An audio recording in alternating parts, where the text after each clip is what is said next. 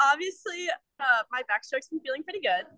I think I was really excited for the 100 back because we've just been training a lot of backstroke at Stanford, so I knew it was going to be good.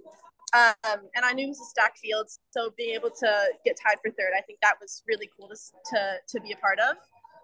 50 back, I'm going to be honest with you, I was about to scratch that event because of my event load, but I wanted just to do it to have that opportunity. I think it's so cool to do that many events here, and it's an honor. So I'm very glad that I kept and stayed in that event because I had a blast. I really shocked myself with that. I think I more consider myself a 200 backstroker than a 50 backstroker, but yeah, that was really cool to see that I could move my arms faster than a 1.6 tempo. For fly, yeah, I mean, the 50 is super fun. It's obviously a splash and dash, so very, very tough field, but I'm very happy with how I did. Freestyle, been pretty fun. I love doing it on relays. So that's been a joy. And it was a tough double with, I think, little less than 20 minutes in between. So obviously I would have loved to make the final in the 50 free, but I'm also super happy with how I did. And I can't wait to see how Erica does.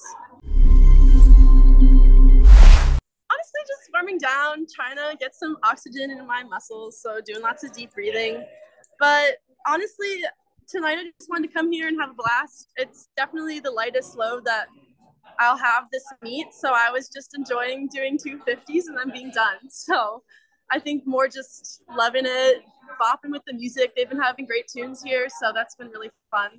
And yeah, just chilling. Obviously, it's huge. If you think about it, you're going to be way faster underwater because it takes less time than if you're doing a full stroke. So I think even if you're watching it back at home, everyone just is pushing that 50 mark every time. So I think, especially short course, it's a very important thing. Fortunately for me, I do love underwaters. And I think arguably the more important part is carrying speed. So that's one thing I've been really working on and trying to focus on going from prelims to semis to finals is seeing if I can get better at carrying speed from my underwater to on the surface. It definitely, I didn't really know what to expect going in because I was obviously a high schooler a year ago.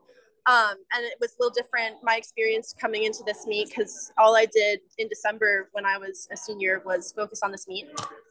We did not taper for the Greensboro meet, so that was nice to kind of swim through it. We got like 2 or 3 days, I think, so that was enough just to be poppy and be speedy.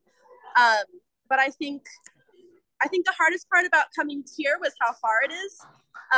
This 16-hour plane flight, I actually got one of the better under the deal on the team because it was just a hop on in SFO and you were here in Melbourne. So I think trying to adjust that and not freak out when you're feeling not the best warming up here, I think that was probably the hardest part. But I think Greg did a great job of managing, you know, how we came into Greensboro, being able to swim fast there, having Thanksgiving, so having to manage doing workouts at home, and then trying to prep us as best you can coming here.